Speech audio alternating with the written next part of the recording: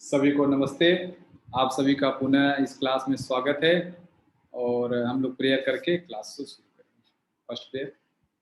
ओम सहना भवतु सहनौ भुनक्तु सह वीर्यं करवावहै तेजस्विनावधीतमस्तु मा विद्विषावहै। ओम शांति शांति शांति। हरि ओम तत्सत। Second prayer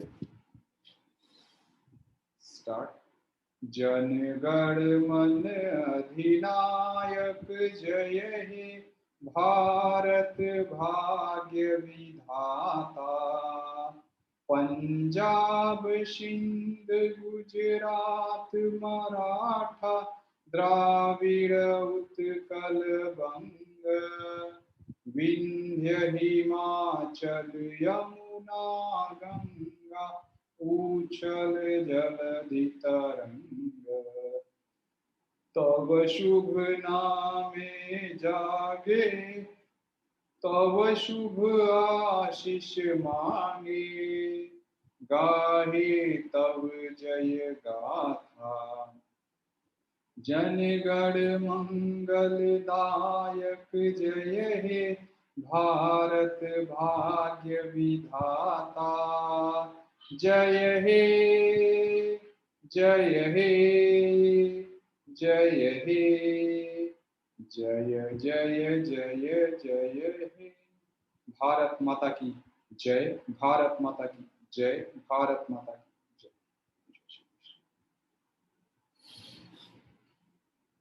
third prayer. Each soul is potentially divine. The goal is to manifest this divinity by controlling nature, external and internal. Do this by work or worship or psychic control or knowledge.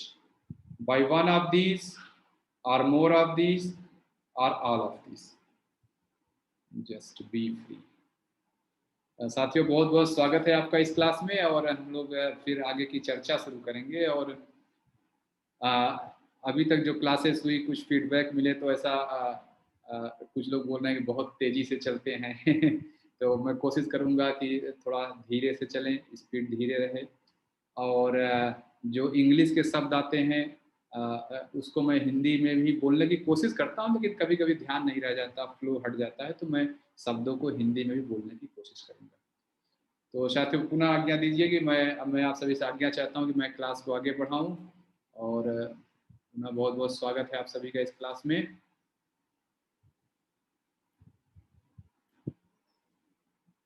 आज हम लोग इस चर्चा को आगे ले चलेंगे।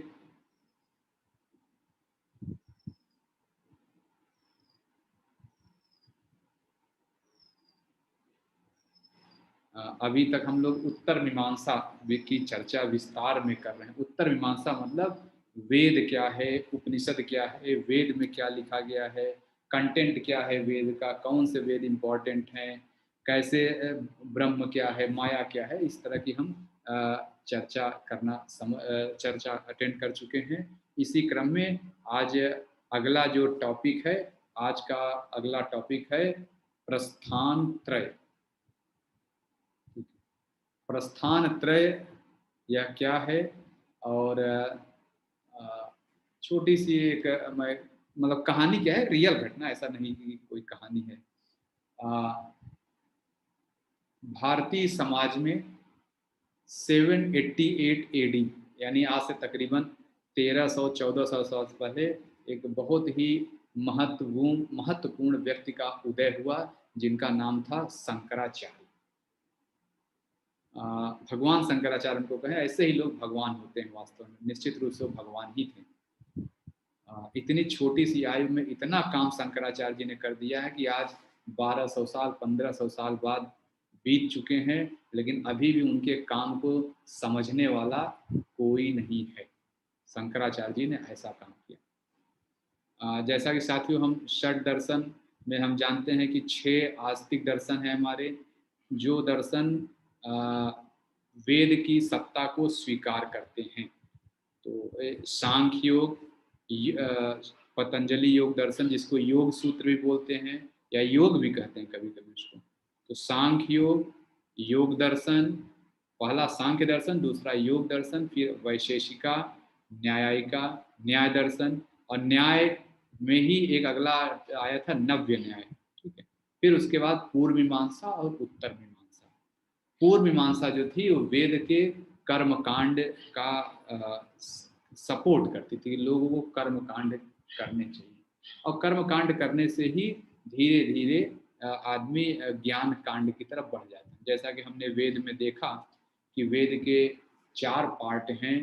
पहला पार्ट संहिता, ब्राह्मण, फिर आर्यण्यक और फिर उपनिषद। उपनिषद जो है लास्ट पार्ट है, जब संहिता जो ब्रह्मचर्य आश्रम वाले लोगों के लिए है, और फिर ब्राह्मण गृहस्थ लोगों के लिए है, फिर जो आरण्यक है वह जो वानप्रस्थ वाले लोगों के लिए है, और संन्यास आश्रम वाले लोगों के लिए उपनिषद है। तो वेदों का जो कोर है, जो असली पार्ट है, वो उपनिषद में दिया गया है। The essence of Vedas lies in Upanishad, ऐसा बोला गया। तो पूर्व मीमांसा का जब पीरियड चल रहा था, जिसको जैमिनी जी ने फाउंडर थे उसके, जैमिनी जी फाउंडर थे। द्वादश लक्षणी उस कमेंट मुख्य सूत्र का नाम है, और सबर स्वामी जी ने उस पर कमेंट्री लिखी थी। यह चर्चा हम पहले भी कर चुके हैं, मैं जस्ट शंकराचार्य जी का बैकग्राउंड बता रहा हूँ। पूर्व मीमांसा के पीरियड में लोग कर्मकांड ही करने लगे थे, इतना व्यस्त हो गए कि कोई ज्ञान कांड यानी उपनिषद की बातों को कोई ध्यान ही नहीं दे पा रहा है वहां पर। इसी समय में शंकराचार्य जी का उदय हुआ, और उस समय जो ये पीरियड है, यह भारतीय भारत की तरफ जो मुस्लिम इन्वेडर थे, मुस्लिम आक्रमणकारी थे, जो उधर से आए, वो लोग का अटैक शुरू हो गया। उस समय भारत में बहुत बड़े स्तर पर कन्वर्जन कहिए चल रहा था, लोग हिंदू से मुस्लिम बन रहे थे, ऐसा एक बैकग्राउंड हिस्ट्री में कहा जाता है। हिंदू धर्म कहिए कि कहीं न कहीं खतरे में आ गया। तो ऐसे समय में, जिस समय एक आक्रमणकारी आ रहा है, जो अटैक कर रहा है, लोगों को अपना धर्म परिवर्तित करने की बात कह रहा है, ऐसे समय में धर्म को सुरक्षित रखना, धर्म की बातें सुरक्षित रहें, वो बहुत जरूरी हो गया। तो ऐसे समय में ही शंकराचार्य जी का उदय हुआ। शंकराचार्य जी ने ऐसा किला खड़ा कर दिया है हिंदू धर्म के लिए कि आने वाली हजारों हजार सदियां बीत जाएंगी, हजारों हजार ऐसे आक्रमणकारी आ जाएं, लेकिन कोई हिंदू धर्म को हिला नहीं सकता, क्योंकि शंकराचार्य जी एक ऐसे व्यक्ति आए जिन्होंने हिंदू समाज को हिंदू धर्मशास्त्र की जड़ों से जोड़ दिया गया।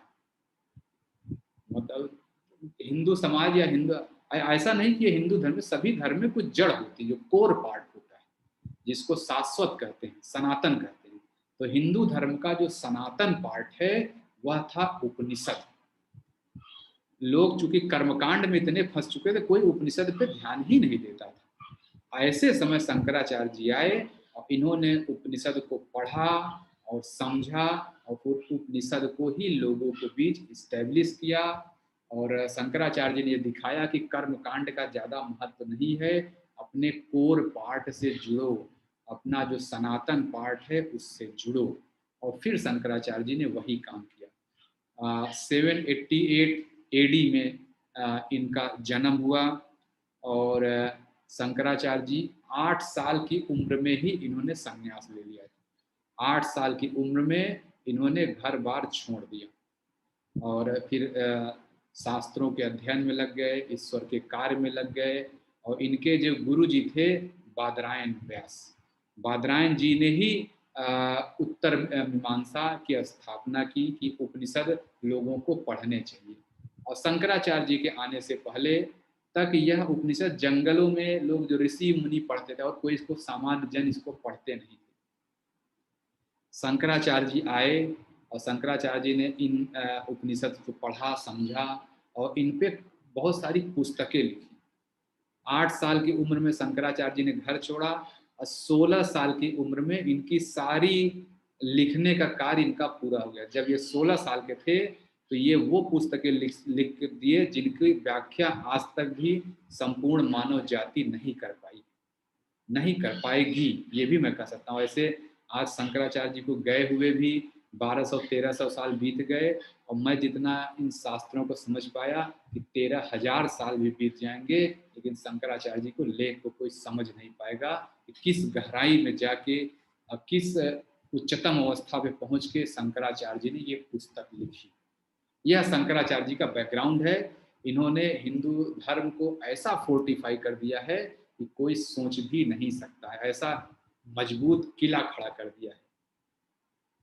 तो अब हम आगे चलते हैं। ये शंकराचार्य जी का रोल है। मैं शंकराचार्य जी का रोल कोई समझे, शंकराचार्य जी ही उस समय, आज की डेट में जैसे हम लोग फ्लाइट पे बैठ के, ट्रेन पे बैठ के पूरा देश भ्रमण करते हैं, शंकराचार्य जी पैदल भ्रमण किए, पैदल पूरा भारत भ्रमण किया इन्होंने और 4 मठों की स्थापना की, जिनको आप लोग 4 धाम के नाम से जानते हैं, सब लोग शंकराचार्य जानते हैं। इन्होंने 4 कोनों में जाके उन मठों की स्थापना की, हर जगह उपनिषद को फैलाया, लोगों को अपने वास्तविक जो उस समय का समाज था, हिंदू समाज था, हिंदू समाज को उन्होंने जड़ से जोड़ दिया। तो क्योंकि जैसे ही जड़ से हिंदू समाज जुड़ गया, उपनिषद की बातें समझने लगा, लोग कर्मकांड से दूर हो गए। कर्मकांड में बहुत सारे पैसे खर्च होते हैं, बहुत सारा समय खर्च होता है। उपनिषद में ऐसा नहीं कि उसका महत्व नहीं, लेकिन हमेशा उसी में उलझे रहना यह सही नहीं। फाइनली तो हमें उपनिषद की तरफ जाना है। तो अब हम शंकराचार्य जी पे आ जाते हैं। ये एक बैकग्राउंड था। शंकराचार्य जी का जन्म, आप सभी लोग इस पॉइंट को नोट कर ले, 788 एडी में हुआ और 820 एडी में इनकी मृत्यु हुई। मात्र 32 साल की आयु में शंकराचार्य जी का देहांत हो गया और 8 साल की उम्र में घर छोड़ा। 16 साल की उम्र तक इन्होंने सारा लेखन कार्य अपना पूरा कर लिया था और लेखन कार्य पूरा करने के बाद 16 साल की उम्र में इन्होंने घूमना शुरू किया चारों तरफ। तो सबसे पहले काशी गए, जिसको आप लोग बनारस आप जानते हैं। काशी में धर्मों की चर्चा होती है, धर्म नगरी है वह, तो वहाँ पे कर्मकांड की बहुत बात होती थी। तो ये शंकराचार्य जी गए और उन्होंने जो कर्मकांड, हिंदू कर्मकांड और बुद्धिज्म, बौद्ध धर्म, दोनों को चुनौती दी कि यह सही नहीं है। और इन्होंने शास्त्रार्थ हुआ, शास्त्रार्थ में बड़े बड़े ज्ञानी लोगों को उन्होंने हराया और फाइनली यह समाज में स्टेब्लिश हो गया कि समाज को उपनिषद चाहिए, कर्म कांड नहीं। और फिर यहीं से शंकराचार्य जी कहिए भारतीय आकाश में, क्या मानवता के आकाश में शंकराचार्य जी छा गए, उन्होंने स्टेब्लिश कर दिया। यह शंकराचार्य जी का बैकग्राउंड है। शंकराचार्य जी ने जो पुस्तकें लिखी हैं उसका नाम आपको जानना जरूरी है, यह कहीं भी एग्जाम वगैरह में आ सकता है। शंकराचार्य जी ने उपनिषद पे कमेंट्री लिखी है और जैसा कि हमने देखा है कि 108 उपनिषद कहे जाते हैं। कितने एग्जैक्ट हैं कोई नहीं जानता है, कहीं 200 भी लिखा है, कहीं 108 लिखा है। शंकराचार्य जी ने 10 उपनिषद पे कमेंट्री लिखी है। अब इसी 10 को कोई 12 भी कहता है, तो 10 और 12 कभी कोई आपसे नहीं पूछेगा, लेकिन ये पूछा जा सकता है जो शंकराचार्य जी ने उपनिषद पे कमेंट्री लिखी, उस पुस्तक का नाम क्या है। उस पुस्तक का नाम है उपनिषद भाष्य। यह नाम याद रखिए, शंकराचार्य जी ने जो उपनिषद पे कमेंट्री लिखी, उस पुस्तक का नाम उपनिषद भाष्य है। और शंकराचार्य जी ने ब्रह्म सूत्र, जो उनके गुरु जी थे बादरायण जी, जिन्होंने उत्तर मीमांसा की स्थापना की, उन्होंने एक पुस्तक लिखी थी ब्रह्म सूत्र। शंकराचार्य जी ने ब्रह्म सूत्र पर भी कमेंट्री लिखी है। ये कमेंट्री क्या होता है? एक्सप्लेनेशन। कमेंट्री का मतलब एक्सप्लेन करके, जो वहाँ एक सूत्र में लिखा जाता है वो आप 10 पेज में जब लिखते हैं उसको कमेंट्री कहते हैं। तो शंकराचार्य जी ने ब्रह्म सूत्र पर भी कमेंट्री लिखी है, जिसका नाम है शारीरिक मीमांसा भाष्य, या इसका नाम शंकर भाष्य भी है, वो भी मैं लिख देता हूँ, शंकरा भाष्य। उस पुस्तक का नाम जो उन्होंने ब्रह्म सूत्र का एक्सप्लेनेशन दिया, ब्रह्म सूत्र पे जो कमेंट्री लिखी है, उसका नाम शारीरिक मीमांस भाष्य है। और शंकराचार्य जी ही भगवत गीता को लेकर आए। आप लोग जैसा कि जो लोग जानते होंगे, नहीं जानते मैं बता दूं, शंकराचार्य जी के आने से पहले भगवत गीता कोई जानता भी नहीं था, ऐसा समझिए, या उतना फेमस नहीं था, आप ये कह सकते हैं। शंकराचार्य जी, महाभारत एक हमारा ग्रंथ है हिंदू शास्त्र का, हिंदू धर्म का। हिंदू धर्म में जो महाभारत है उसमें एक चैप्टर है भीष्म पर्व। भीष्म पर्व है, सेक्शन कहेंगे, चैप्टर नहीं, सेक्शन, एक सेक्शन है भीष्म पर्व। अब भीष्म पर्व में चैप्टर्स बटे हैं, तो चैप्टर 25 से लेके 42 तक, 25 से लेके 42 तक के हिस्से को तकरीबन 700 श्लोक कहे जाते हैं। शंकराचार्य जी ने उन 700 श्लोक को अलग किया महाभारत से, अब बोला कि ये भगवत गीता है, क्योंकि सारे उपनिषद, सारे ग्रंथों का सारे उस 700 श्लोक में आ जाता है। तो यह जो 18 चैप्टर शंकराचार्य जी ने वहां से अलग किए महाभारत से के भीष्म पर्व से, इसी को ही भगवत गीता बोला गया। तो उस भगवत गीता पे शंकराचार्य जी ने जो कमेंट्री लिखी है, उसी को कहते हैं भगवत गीता भाष्य। तो शंकराचार्य जी ने 3 महत्वपूर्ण ग्रंथ लिखे हैं, या कमेंट्री जिनको कहेंगे, उपनिषद भाष्य, शारीरिक मीमांसा भाष्य और भगवत गीता भाष्य। यह 3 शंकराचार्य जी के मेन ग्रंथ कहे जाते हैं। यह तीनों ग्रंथ जो आधुनिक हिंदू समाज है, जो मॉडर्न आप कह सकते हैं हिंदू, जो आज के डेट में हिंदू हैं, तीनों के यह 3 ग्रंथ महत्वपूर्ण हैं। कहा जाता है कि किसी भी हिंदू को इन तीनों ग्रंथ को जरूर पढ़ना चाहिए, उपनिषद भाष्य, शारीरिक मीमांस भाष्य और भगवत गीता भाष्य। यह इन्हीं तीनों ग्रंथों को, उपनिषद भाष्य, शारीरिक मीमांसा भाष्य और भगवत गीता भाष्य, इन तीनों को एक साथ मिला के कहा जाता है प्रस्थान त्रय। यही तीनों ग्रंथ जो कमेंट्री है, जो 3 ग्रंथ जिसपे स्वामी जी शंकराचार्य जी ने कमेंट्री लिखी, कौन कौन से हैं? उपनिषद, ब्रह्म सूत्र और भगवत गीता। यह तीनों ग्रंथ हिंदू धर्म की नींव हैं। ये वेदांता फिलॉसफी जो आज की डेट में अद्वैत वेदांत है, अद्वैत वेदांत की नींव हैं। कोई आपसे पूछे कि कौन कौन से ग्रंथ हिंदू धर्म के महत्वपूर्ण ग्रंथ हैं, तो आपको जवाब देना है उपनिषद, ब्रह्म सूत्र और भगवत गीता। जी, इन तीनों ग्रंथों पे ही शंकराचार्य जी ने कमेंट्री लिखी है। और आज की डेट में जो भी हिंदू धर्म में प्रैक्टिस है, आप देखेंगे कहीं न कहीं शंकराचार्य जी की कमेंट्री ही हिंदू धर्म में अप्लाई हो रही है। तो यह तीनों ग्रंथ, उपनिषद, ब्रह्म सूत्र और भगवत गीता, ये मॉडर्न हिंदू धर्म यानी जो वेदांत है, जो अद्वैत है, उसके मूल ग्रंथ कह सकते हैं। और इन्हीं तीनों ग्रंथ को एक साथ जब हम मिलाते हैं, उसका नाम है प्रस्थान त्रय।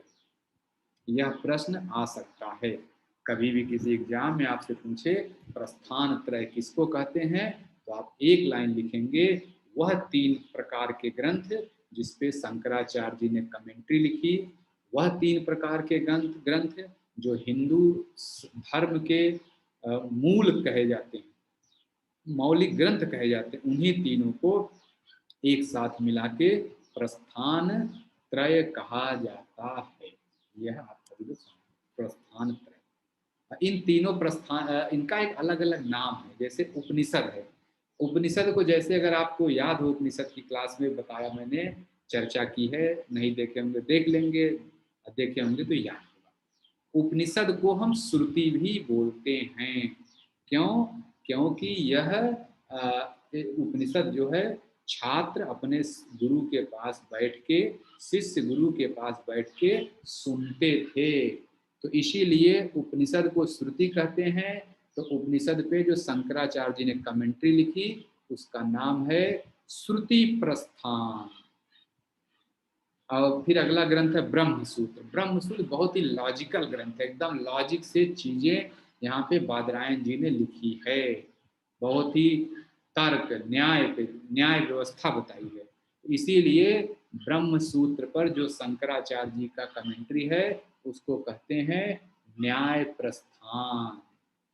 और भगवत गीता स्मृति, ये सारे ग्रंथों का सार है। सारे उपनिषद सारे वेदों का सार भगवत गीता में है। इसलिए इस पे जो कमेंट्री लिखी गई उसका नाम है स्मृति प्रस्थान। इस तरह अब आप लोग समझ गए कि यह प्रस्थान त्रय क्या है। तो मैं अब आगे चलता, फिर से मैं कह रहा हूँ, प्रस्थान त्रय हिंदू शास्त्र, हिंदू धर्म के वह 3 मूल ग्रंथ हैं जिसपे शंकराचार्य जी ने कमेंट्री लिखी। और वो 3 महत्वपूर्ण ग्रंथ कौन हैं? उपनिषद, ब्रह्मसूत्र और भगवत गीता। जो इनकी कमेंट्रीज हैं, उपनिषद पे जो कमेंट्री लिखी गई उसका नाम है श्रुति प्रस्थान कहते हैं। ब्रह्मसूत्र पे जो कमेंट्री लिखी गई उसका नाम न्याय प्रस्थान है। और भगवत गीता पे जो कमेंट्री लिखी गई उसका नाम स्मृति प्रस्थान है। तो मुझे लग रहा है मैं अच्छे से आपको प्रस्थान त्रय समझा पाया। अब आता है पुरुषार्थ। यह महत्वपूर्ण चीज है, हम इस पे चर्चा करें। मैं थोड़ा सा पानी पी लेता हूँ।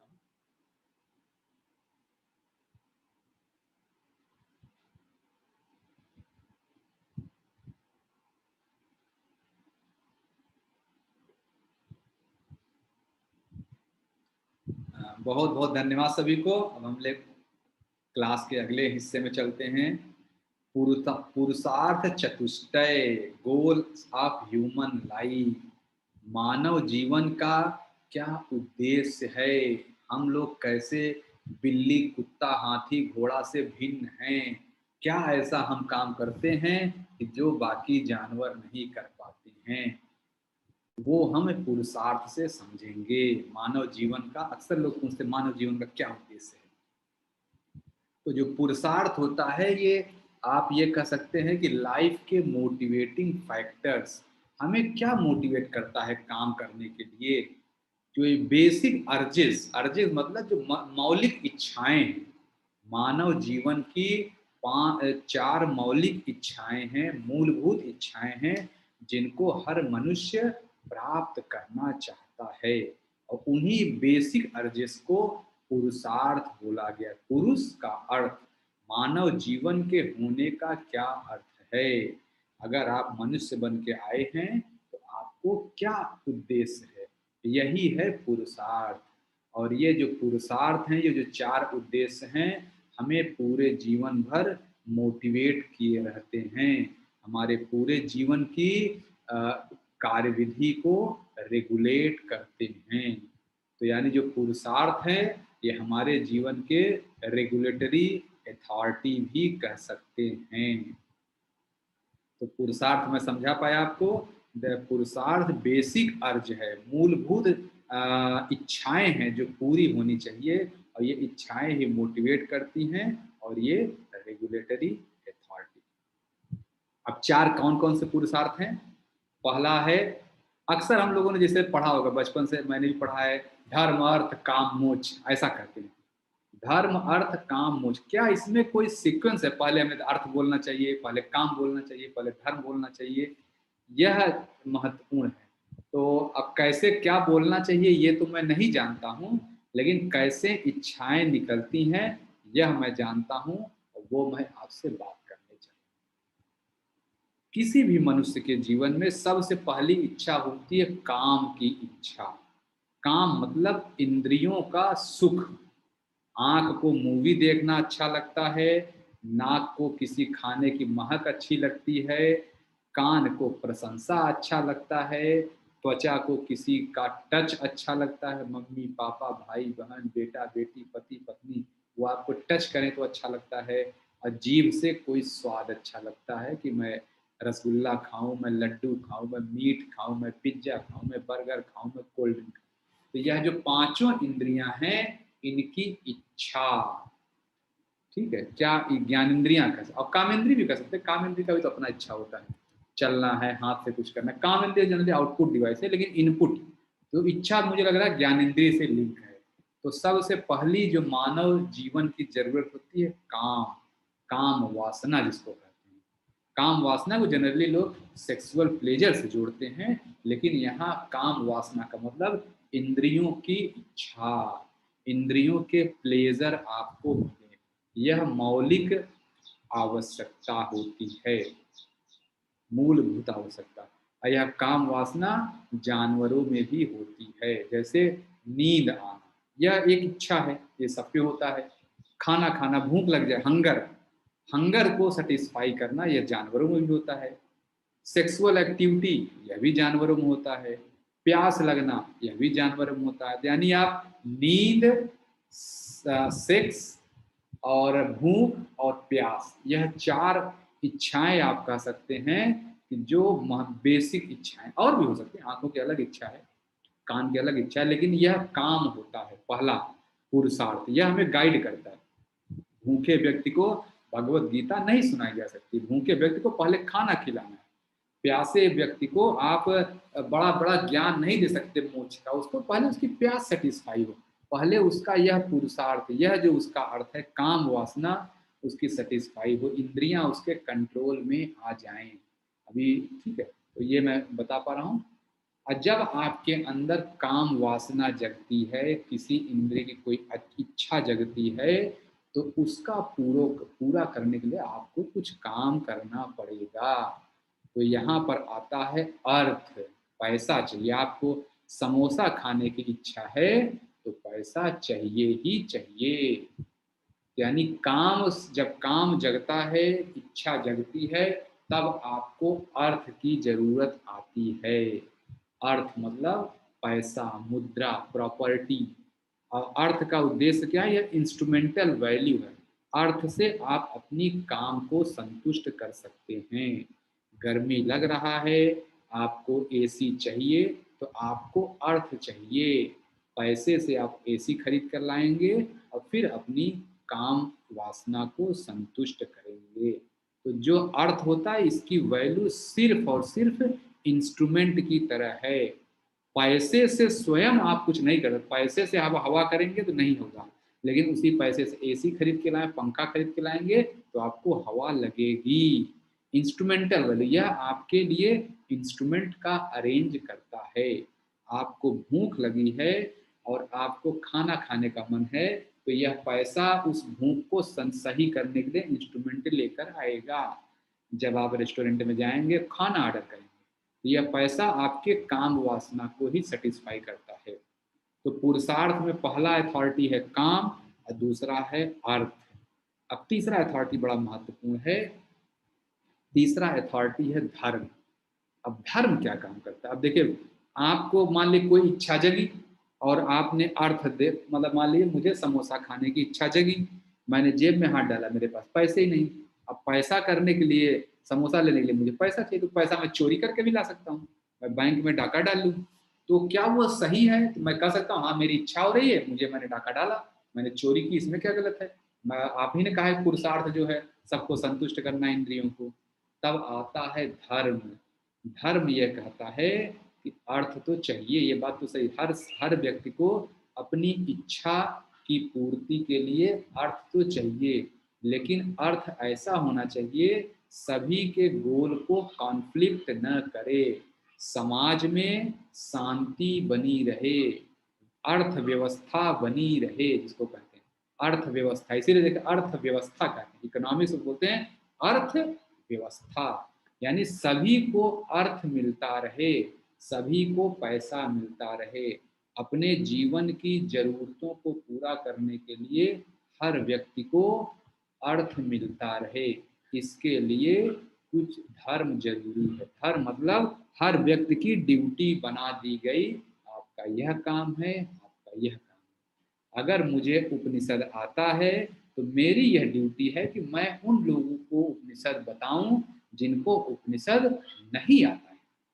अगर आपको मान लीजिए कि आप क्या कहते हैं, डॉक्टर हैं, आपको किसी बीमारी का इलाज आता है, तो यह व्यवस्था बना दी गई कि आप एक बीमार व्यक्ति को देखेंगे, उसका सही करेंगे, और उस व्यक्ति के पास पैसा है, तो बदले में वो आपको पैसा देता है। जब आप उसका मरीज उसको देखते हैं, आप उसके दुख को दूर करेंगे और वो आपके दुख को दूर करेगा।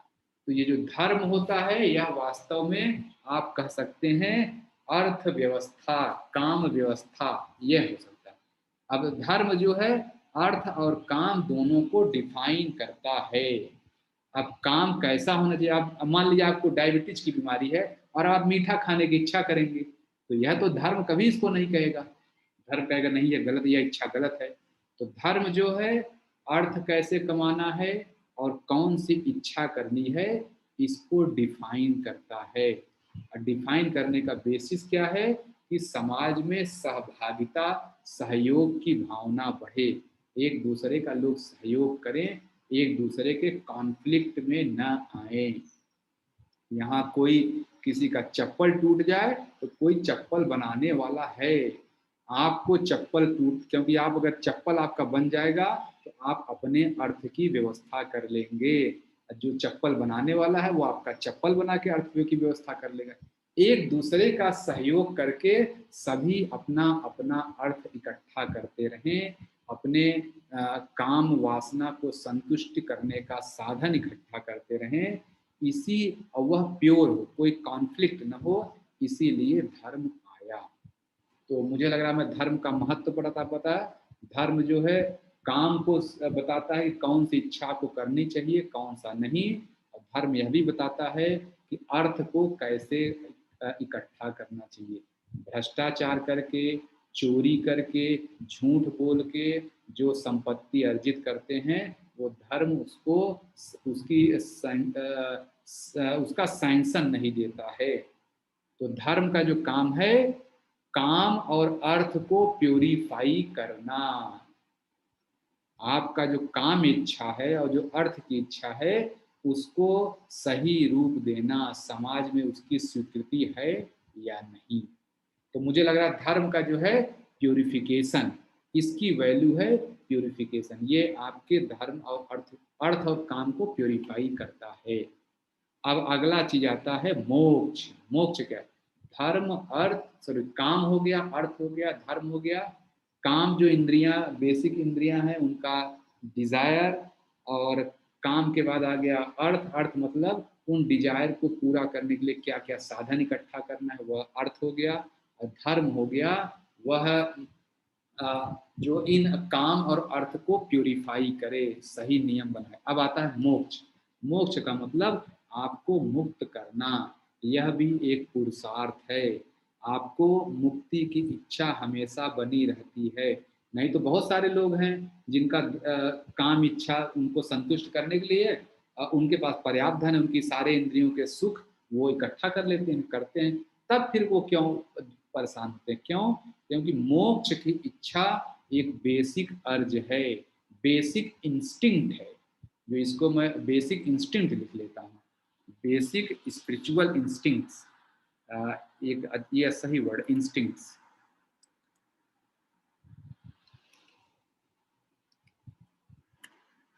Basic instincts, urges. तो ये ह्यूमन लाइफ का बेसिक इंस्टिंक्ट है, मोक्ष प्राप्त करना।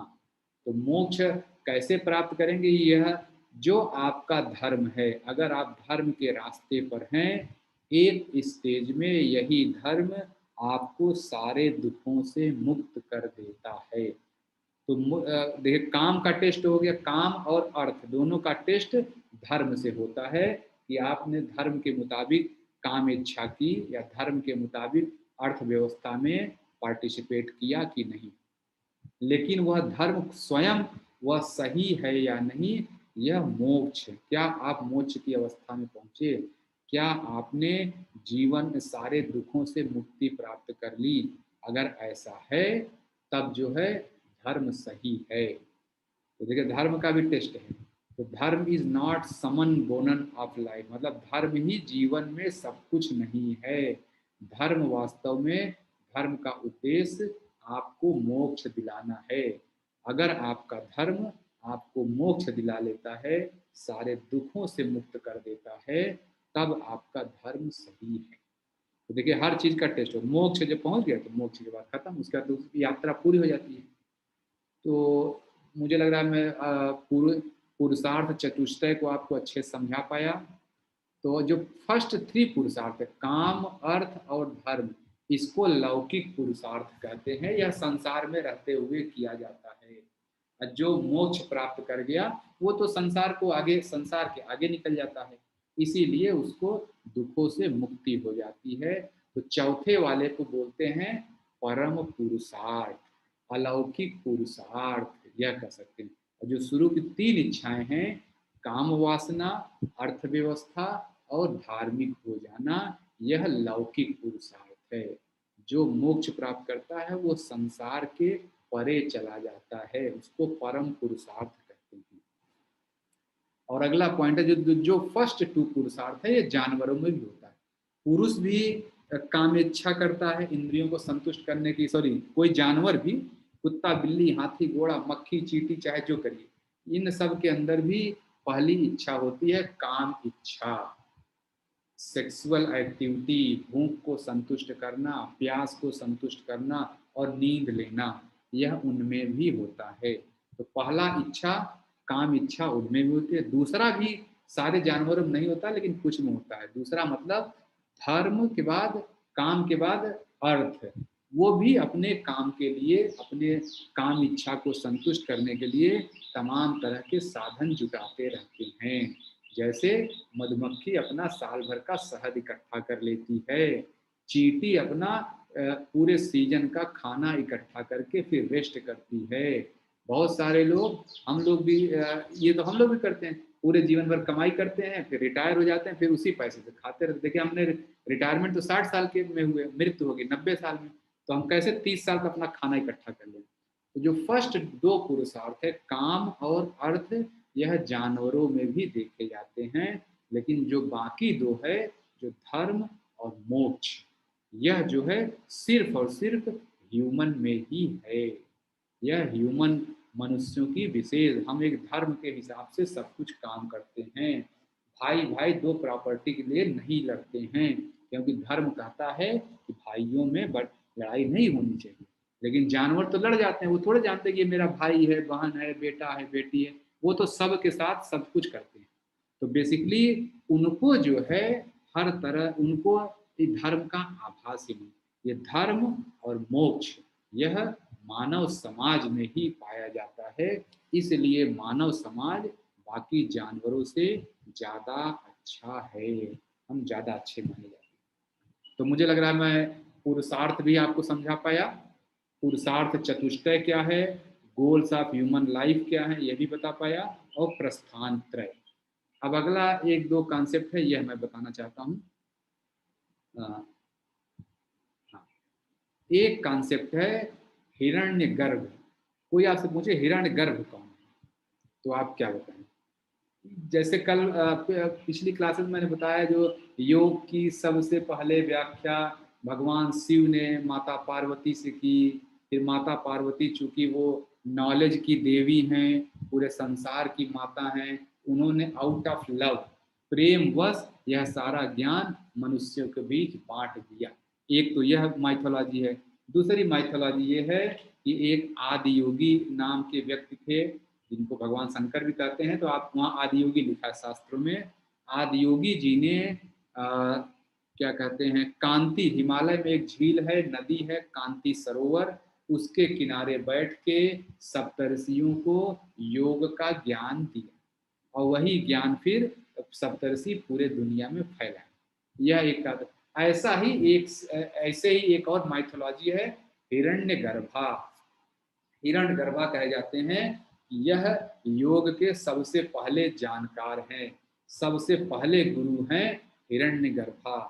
तो इनको जो शास्त्रों में लिखा गया है, हिरण्यगर्भ्यो योगस्य वक्ता ना अन्य पुरातन, यह लाइन याद रखिए, ये कहीं भी हिरण्यगर्भ आए तो आप ये लाइन लिख देंगे तो किसी भी एग्जाम में आपको पूरा नंबर मिल जाएगा कि हिरण्य गर्भ जो है योग के सबसे पुराने वक्ता हैं, सबसे पुराने टीचर हैं, इनके पहले कोई भी नहीं हुआ है, ना अन्य पुरातन।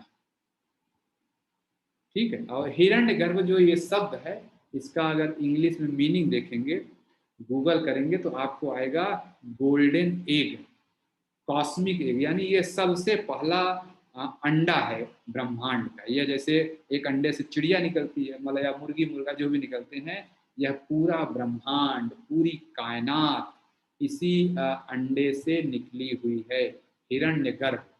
हिरण्यगर्भ ही इसीलिए यहाँ लिखा गया है ancient, prime and legendary creator of universe. ये लिख लीजिए। एंशियंट मतलब सबसे पुराना, प्राइम मतलब सबसे मुख्य, और लेजेंडरी, लेजेंडरी मतलब पूरा इस कायनात के नेता यही हैं, इन्होंने ही लीड किया है पूरी कायनात को। ये सूरज, चांद, सितारे, एनिमेट और इनएनिमेट, जीवित और मृत जितने भी पदार्थ हैं, हिरण्यगर्भ से ही निकले हुए हैं। हिरण्यगर्भा योगस्य वक्ता ना अन्य पुरातन। तो कोई आपसे पूछे हिरण्यगर्भ क्या है, तो आप कहिए सबसे प्राचीन योग के शिक्षक हैं, और इन्हीं से ही पूरी ब्रह्मांड निकला हुआ है। और हाँ, ही इज गॉड, मतलब इनको वो भी कहा जाता है, भगवान कहा जाता है। समष्टि बुद्धि, समष्टि बुद्धि मतलब पूरे संसार की यह बुद्धि हैं, पूरे संसार के ये बुद्धि वाले व्यक्ति हैं, जहां से every one and everything has come out. इस बुद्धि से ही सारे धर्मों का उदय हुआ है, सब कुछ निकला है। इसको मैं एक हिरण्यगर्भ को समझाने के लिए आपको छोटा सा एग्जाम्पल देता हूँ, आप कभी भूलेंगे नहीं हिरण्यगर्भ क्या चीज है। यह एग्जाम्पल हमारे बीसी महाराज दिया करते थे, स्वामी आत्मानंद महाराज जी, मैंने उनको एक बार सुना था कहते हुए, जैसे सर्वर होता है, वेबसाइट है, जैसे मैं कहूँ कि किसी भी देश योग की वेबसाइट ले लीजिए, देश योग की वेबसाइट पे दुनिया भर की इंफॉर्मेशन है, आप जाके कौन सी क्लास होने वाली है, क्या होने वाला है देश योग के बारे में, जितना भी कोई व्यक्ति जानना चाहता है, देश योग का यूट्यूब चैनल के अंदर देश योग से जुड़ी सारी जानकारी देश योग की वेबसाइट पे उपलब्ध है। अब देश योग की जो वेबसाइट पे आपको दिखता है, ये क्या है, कहीं ना कहीं सर्वर पे इंफॉर्मेशन देश योग के लोगों ने अपलोड कर रखी है। जब आप क्लिक करते हैं, आपने क्लिक किया अबाउट देश योगा, तो अबाउट देश योग, तो ये उस सर्वर से इंफॉर्मेशन निकल के आपके सामने आ जाती है। तो देश योग की पूरी वेबसाइट कहिए कि वो सर्वर सबसे महत्वपूर्ण है, जहाँ पे सारी जानकारी है। तो हिरण्यगर्भ को आप कॉस्मिक सर्वर कह सकते हैं। यहाँ से जिसको चाहिए उसको डाउनलोड कर लीजिए। सुभाष को डाउनलोड करिए तो देखिए मैं डाउनलोड होकर आपके सामने बैठा हूँ। लैपटॉप डाउनलोड करिए तो लैपटॉप निकल आएगा उससे। मोबाइल डाउनलोड करिए, मोबाइल निकल आएगा। स्वामी जी के फोटो मैंने डाउनलोड की तो देखिए आपको स्क्रीन पे दिख रहा है। देश योग का लोगो डाउनलोड किया तो आपको स्क्रीन दिख रहा है। तो मुझे लग रहा है मैं समझा पाया, हिरण्यगर्भ इज कॉस्मिक सर्वर, जहां से सब कुछ, सूरज, चांद, सितारे, प्रधानमंत्री, राष्ट्रपति आपका घर, सब कुछ वहीं से निकला हुआ है। चाहे जो भी आप नाम लीजिए, आप जिस चेयर पे, जिस टेबल पे, जिस मैट पे बैठे होंगे, जिस मोबाइल में, लैपटॉप में देख रहे हैं, यह भी हिरण्यगर्भ से निकला हुआ है। गोल्डन एग, कॉस्मिक एग, अब आपको कभी नहीं भूलेगा। ऐसा मैं मान लिया हूं कि हिरण्यगर्भ का कॉन्सेप्ट आपको कभी नहीं भूलेगा, कॉस्मिक सर्वर। ठीक, चलिए मैं डिस्कशन को और आगे ले चलता हूँ। फिर अगला पॉइंट आता है गुरु शिष्य परंपरा। यह कहाँ पर, गुरु शिष्य परंपरा जो है, जैसा कि हम लोग समझ पाए हैं कि जो उपनिषद है, जो वेद हैं, ये इनको वेद को श्रुति क्यों कहते हैं, क्योंकि गुरु शिष्य को सुनाते हैं और सुन सुन के शिष्य याद कर लेते हैं। गुरु शिष्य परंपरा का सबसे पहला रेफरेंस मुंडक उपनिषद में है, यह याद रखिए। मुंडकोपनिषद, यह कब कोई आपसे पूछ सकता है कि टीचर डिसाइपल रेफरेंस कहाँ पर है, मुंडक उपनिषद में। मुंडक उपनिषद में कहा जाता है कि ब्रह्म जो है, ब्रह्मा जी, जिनको आप ब्रह्मा कहते हैं, ब्रह्मा जी ही फर्स्ट देवता हैं। इन्होंने योग का ज्ञान सबसे पहले अथर्व को दिया, अथर्व ऋषि को दिया, अथर्व ऋषि ने अग्निसार को दिया, अग्निसार ने भारद्वाज जी को दिया और भारद्वाज जी ने सत्यव्रत को दिया। और यहीं से योग की शिक्षा इस मानव समाज में आ गई। तो ये सीक्वेंस कोई आपसे पूछ सकता है, ब्रह्मा जी ने अथर्व जी को दिया, अथर्व जी ने अग्निसार को दिया, अग्निसार ने भारद्वाज और भारद्वाज ने सत्यव्रत जी को योग का ज्ञान दिया। तो आज हम लोगों ने प्रस्थान त्रय और पुरुषार्थ चतुष्टय के बारे में समझा, हिरण्यगर्भा के बारे में समझा और गुरु शिष्य परंपरा के बारे में समझा। अब इसके बाद जो अगला टॉपिक है हमारा कर्म योग। योग के रास्ते, योग के कौन कौन से रास्ते हैं, योग करने के लिए हमें क्या करना चाहिए, तो वह मैं आपको बताने चल रहा हूँ, फिर उसकी चर्चा जितना हम आज की क्लास में कर पाएंगे। सबसे पहला जो महत्वपूर्ण बात है, योग के पाथ कौन कौन से हैं। अगर फाउंडेशन ऑफ योग की आपको क्लास ध्यान हो तो मैंने बताया था, कोई भी इंडिविजुअल 4 चीजों से मिलकर बना है। बॉडी मतलब शरीर जो दिख रहा है, माइंड, इमोशन और एनर्जी, यह 4 चीजें से मिलकर बना है। कुछ लोग बहुत शारीरिक रूप से एक्टिव होते हैं, 1 मिनट के लिए उनको बैठ नहीं सकते, दिन भर क्या कुछ ना कुछ काम करते रहते हैं, बैठ ही नहीं सकते। ऐसे लोग मेडिटेशन वगैरह नहीं कर पाते, बैठेंगे बोले मेरा दिमाग नहीं शांत, उनको काम चाहिए। बहुत सारे ऑफिस में लोग होते हैं दिन भर काम काम चाहिए, वो 1 मिनट बैठ नहीं सकते हैं। यह लोग जो होते हैं इनको कर्म, यानी वो कर्म करने में बहुत एक्टिव हैं। कुछ लोग ऐसे होते हैं बैठ के सोचते रहते हैं, क्या करें, कैसे करें, क्या हो रहा है, क्या होगा, इसका सत्य क्या है, इसका अंत क्या है, अल्टीमेट रियलिटी के बारे में सोचते रहते हैं। कि बहुत लोग होते हैं, मैं परिवार में आया हूँ, मैं मम्मी पापा बना, इसका क्या मतलब है, क्या इसके पीछे का रहस्य है, ऐसा सोचते रहते हैं। ऐसे लोग ज्ञानी लोग, इनको लोगों को इनका माइंड बहुत एक्टिव होता है, दिन भर एनालाइज करते रहते हैं। और तीसरा जो तरीका होता है, तीसरे तरह के लोग होते हैं बहुत ही आप कह सकते हैं इमोशनल लोग होते हैं, छोटी छोटी बात पे रोने लगते हैं। उनको कोई ऐसे बोल दे, अरे मम्मी ने ऐसे कैसे बोल दिया, पापा ने ऐसे कैसे बोल दिया, भैया ने ऐसे कैसे बोल दिया, हस्बैंड ने ऐसे कैसे बोला, वाइफ ने ऐसे कैसे बोल दिया। इमोशनल लोग दिन भर विचार को लेके परेशान रहते हैं, किसी ने एक बात बोल दिया और उसको दिन भर लेके सोचते रहते हैं। और कुछ लोग होते हैं बिल्कुल उनको कह दीजिए अपने काम में काम रहते हैं, आपको इमोशन से फर्क नहीं पड़ता। लेकिन कुछ लोग अलग अलग कुछ इमोशनल स्वभाव के लोग होते हैं। और कुछ लोग बहुत ही एनर्जेटिक कर सकते हैं। एनर्जेटिक मतलब एक्टिव चारों तरफ, इनको बॉडी से जो पहला टाइप है जो खुद आगे बढ़ के काम करना चाहता है, मुझे इतना काम चाहिए, मुझे इतना। एनर्जेटिक जो लोग होते हैं वो कहिए लीडर टाइप के लोग, मैं ये कर दूंगा, लोगों को मैनेज करना, बड़े स्तर पे मैनेज करना, वो अलग तरह के। तो यह 4 तरह के लोग होते हैं। और हम सभी भी कभी मैं भी बहुत इमोशनल हो जाता हूँ। ऐसे क्लासेस बैठ के मुझे याद है कि मैं 2 ऐसे प्रकरण हैं, जब भी मैं उसकी चर्चा करता हूँ मैं रोने लगता हूँ। मैं इसकी चर्चा इसलिए कभी नहीं करता हूँ, जब भी मैं माता सबरी की चर्चा करता हूँ मुझे आंसू निकल आते हैं क्लास में। और जब भी मैं स्वामी जी के उस प्रकरण की चर्चा करता हूँ जहाँ स्वामी जी को एक वेश्या से मुलाकात हुई थी, तो अब वो 2 ऐसे प्रकरण है, जब भी मैं क्लास चर्चा करता हूँ मैं रोने लगता हूँ, मुझे आंख से आंसू निकल आते हैं। वह मेरा इमोशनल स्वभाव होता है। और कभी कभी बहुत एक्टिव रहता हूँ दिन भर से, बॉडीली एक्टिव रहता हूँ। तो यानी यह जो 4 प्रकृति है, बॉडी, माइंड, इमोशन और एनर्जी, यह चारों हम सभी में भी होते हैं। एक व्यक्ति में कभी कभी कोई एक्टिव होता है और पूरे समाज को 4 हिस्सों में भी बांट सकते हैं ऐसा। तो इन चारों को मिला के हजारों तरह के कॉम्बिनेशन बन सकते हैं। तो अब व्यक्ति को योग के रास्ते पर जाना है तो वो व्यक्ति करे क्या, है कि नहीं। अब व्यक्ति करे क्या, तो जो बहुत शारीरिक एक्टिव है उसके लिए फिर योग कैसे, वो कैसे ईश्वर को प्राप्त करे, योग की आखिरी उच्च अवस्था में पहुंचे, कैवल्य मोक्ष को प्राप्त करे। कोई इमोशनल है वो कैसे प्राप्त करे, कोई दिन भर बैठ के सोचता रहता है वो कैसे प्राप्त करे, कोई बहुत एनर्जेटिक है तो वो क्या करे।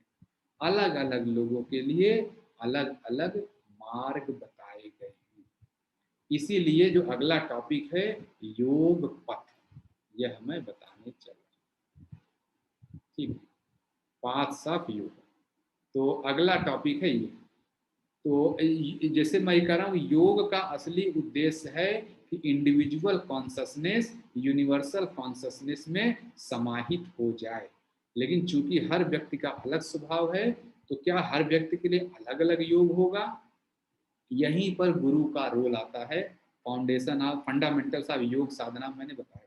गुरु जो होता है वो समझ जाते हैं कि आपको कितना कर्म करना चाहिए, कितनी भक्ति करनी चाहिए, कितना आपको चिंतन मनन करना चाहिए, उसी हिसाब से आपको समझाते हैं।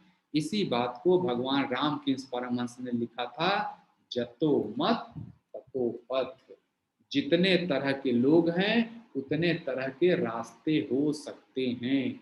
जैसे एक पहाड़ी के पीक पे चलने के हजारों रास्ते हो सकते हैं, लाखों रास्ते। जिस रास्ते से आप जाएंगे आपका बेटा दूसरे रास्ते पे जाएगा। तो यानी पाथ्स ऑफ योग, योग के कितने रास्ते हैं? योग के अनंत रास्ते हैं, लेकिन उसमें से कुछ मेजर रास्ते माने गए हैं जिनकी हम लोग चर्चा करेंगे। वो कौन कौन से हैं? कर्म योग, ज्ञान योग, भक्ति योग, राजयोग, ज्ञान योग, हठ योग, मंत्र योग, ऐसे बहुत सारे योग हैं। विषाद योग, हम ऐसे बहुत सारे योग जानते हैं।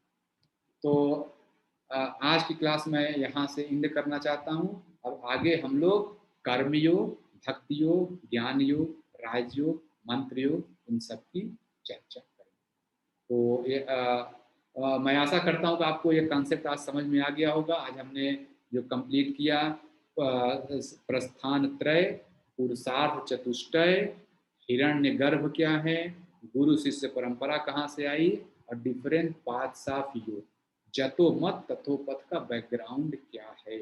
जैसे हर पहाड़ी पे चलने के अलग अलग रास्ते होते हैं, वैसे ही हर क्या कहते हैं, जैसे हर पहाड़ी पे चढ़ने के अनंत रास्ते हो सकते हैं, वैसे ही योग के उच्चतम शिखर पे पहुंचने के अनंत रास्ते हो सकते हैं। उसमें से जो 4 महत्वपूर्ण है, कर्म योग, भक्ति योग, ज्ञान योग और राजयोग, इसकी चर्चा हम लोग करेंगे। चलो मैं प्रेयर करके आज की क्लास यहाँ से एंड करता हूँ। ओम अस्थापकाय च धर्मस्य सर्वधर्म स्वरूपिणे अवतार वरिष्ठाय रामकृष्णाय ते नमः। जननीं शारदां देवी रामकृष्ण जगद्गुरु पादपद्मे तयो श्रित्वा प्रणमामि मुहुर्मुहुः। नमः श्रीयतिराजाय विवेकानंद शूरये सच्चित् सुख स्वरूपाय स्वामिने तापहारिणे। ओम शांति शांति शांति। हरि ओम तत्सत्। श्री राम कृष्णाय बहुत बहुत धन्यवाद साथियों। आप सभी लोग इस क्लास में साथ दे रहे हैं, चर्चा में बने हुए हैं, आप सभी का बहुत बहुत धन्यवाद। अब मेरा निवेदन है कि इस क्लास को, वीडियोस को बार बार देखें, कॉन्सेप्ट को अच्छे से समझें, जिससे जब भी आपसे कोई प्रश्न पूछे तो आपको यह बातें याद हैं हमेशा। और यह बातें सिर्फ एग्ज़ाम देने के लिए, कहीं कोर्स ज्वाइन करने नहीं, बल्कि अपने जीवन में भी उतार सकते हैं और उतारना ही चाहिए। इन सब बातों को समझ के हम अपने जीवन को बेहतर तरह से समझ सकते हैं और योग पथ पे आगे बढ़ सकते हैं। ठीक है, मैं यहाँ से क्लास को एंड करता हूँ। धन्यवाद सभी को।